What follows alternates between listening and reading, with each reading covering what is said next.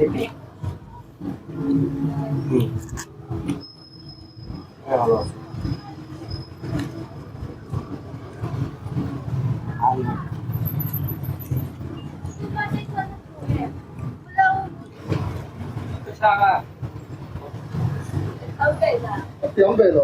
ওকে আমার সামনে বা মাঝখানে কোনো সিট আছে?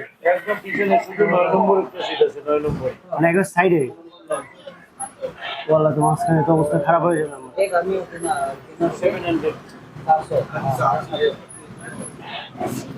গুয়াহাটির উদ্দেশ্যে কোনো বাস আছে আজকে? আমি এখন, আপনারা তো জানেনই যে এই ব্যাগটা নিয়ে চলাটা অনেক কষ্টকর, যার কারণে আর টেন্টও নাই, যার কারণে আমি রাতে বেলাতে কোথাও থাকতে পারতেছি না। যেমন আমার রাইয়েক নামের একটা জায়গায় যাওয়ার ইচ্ছে ছিল খুব, কিন্তু যাইতে পারতেছি না কারণ আমার কাছে কোনো টেন্ট নেই। তো এখন যেই প্ল্যানটা নিলাম শুধুমাত্র টেন্ট আর ব্যাগ কেনার জন্য, এখান থেকে শিলিগুড়ি ওই পর্যন্ত যেতে হবে। চিন্তা করতেছেন, এখান থেকে শিলিগুড়ি।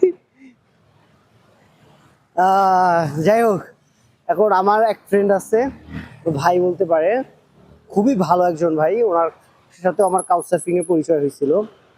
উনি আমাকে দেখবে যে আগামীকালকে আমি কোনো মতে এখান থেকে আপনার এখান থেকে শিলচর যাব, শিলচর থেকে কোনো মতে গুয়াহাটি যেতে পারি কিনা।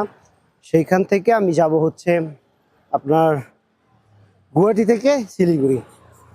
তো চলেন এখন আমরা আপাতত আমাদের সমু স্ট্যান্ডের সামনে যাই। ভিউয়ার্স, আমাদের গাড়ি আইসা বসছে। আপনার গাড়িতেই আবার নেন নেন। আমার নাম তো হিসাম। ও মানে ইউটিউব চ্যানেল নেন? ও আসাম।